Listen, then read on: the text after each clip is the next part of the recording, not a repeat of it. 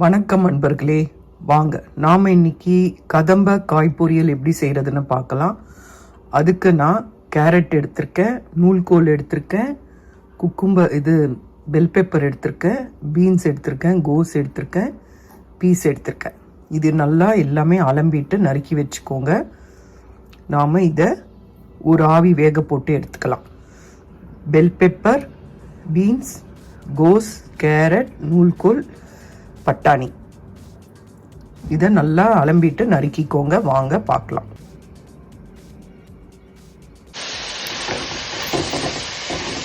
பாருங்க, காய் நல்லா வதக்கியாச்சு. இதுலயே பச்சை மிளகாவையும் நறுக்கி போட்டாச்சு. பாருங்க, தண்ணி இருக்கக்கூடாது. தாளிச்சுட்டு கூட வேக வைக்கலாம். நான் தாளிக்கல, வெறுமே ஃபஸ்ட்டு வேக வச்சுட்டேன்.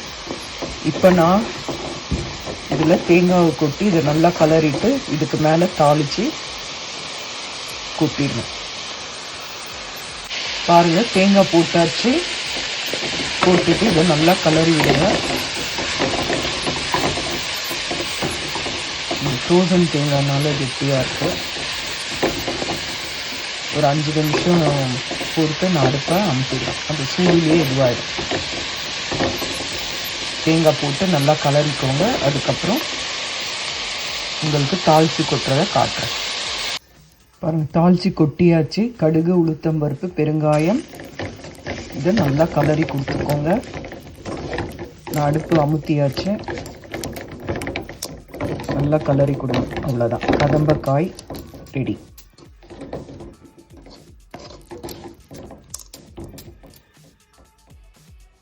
இது ரசம் சாதத்துக்கு, தயிர் சாதத்துக்கு, குழம்பு சாதத்துக்கு எல்லாம் நல்லா இருக்குங்க. இது செஞ்சு பாருங்க. வணக்கம் நண்பர்களே, வாங்க இன்னைக்கு நம்ம வீடியோவில் வெண்டைக்காய் ஃப்ரை எப்படி செய்யறதுன்னு பார்க்கலாம். வெண்டைக்காய் ஃப்ரை செய்யறதுக்கு நாம முதல்ல வெண்டைக்காவை வாங்கி அதை நல்லா அலம்பிட்டு ஒரு கிச்சன் டவலால தொடச்சி எடுத்துக்கோங்க. அப்பதான் பிசுபிசுப்பு தன்மை ஏற்படாது. இந்த மாதிரி பொடியா இதை நறுக்கிக்கோங்க. வாங்க பார்க்கலாம். இது பார்த்தீங்களா, இங்கே தான் நான் எங்கள் ஊரில் தான் வாங்கினேன், வால்மார்ட்டில். நல்லா 3 குவார்ட்டர் வடிக்கலாங்க. இதில் ஸ்பெகட்டி அந்த மாதிரி எதெல்லாம் வேக வச்சு அதை வடிகட்டுறோமோ காயிலிருந்து எல்லாமே அலம்பி இதில் வடிகட்டலாம்.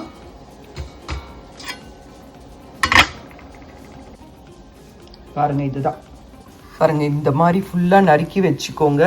வெண்டைக்காயில் இருக்கிற பிசுபிசுப்பு தன்மை நம்ம மூளைக்கு ரொம்ப நல்லதுங்க. அதனால் நாம் வெண்டைக்காய் சாப்பிட்றது வாரத்துக்கு 2 முறையாவது நாம் வெண்டைக்காய் சேர்த்துக்கணும். அதனால் வெண்டைக்காய் சாப்பிட்றது ரொம்ப உடம்புக்கு நல்லது. இங்கே நம்ம இந்த தலைப்பகுதியை வெட்டி போட்டுருவோம். ஆனால் தலைப்பகுதியை வெட்டி போடாதீங்க. இதையுமே நம்ம சமையலில் சேர்த்துக்கிட்டா ரொம்ப அருமையாக இருக்கும். வாங்க இது எப்படி செய்கிறதுன்னு பார்க்கலாம். அதுக்கப்புறம் தேங்காய் எண்ணெய் உபயோகப்படுத்துறது ரொம்ப நல்லது வெண்டைக்காய் பொரியலுக்கு.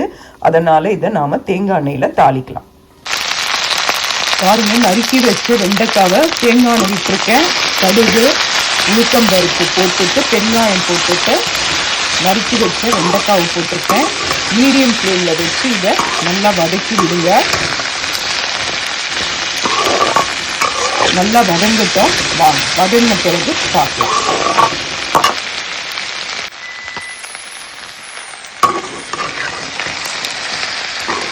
பாருங்க, இந்த மாதிரி நல்லா வதக்கணும்.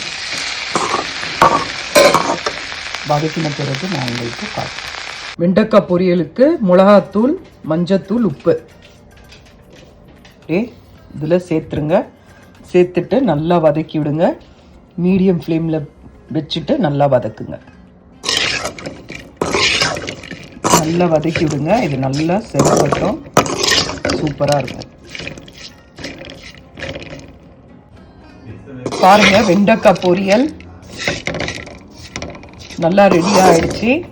இது தயிர் சாதம், சாம்பார், ரசம், வத்த குழம்பு எல்லாத்துக்குமே நல்லா இருக்குங்க. செஞ்சு பாருங்க. இது ஒரு அருமையான டிஷ்ஷு.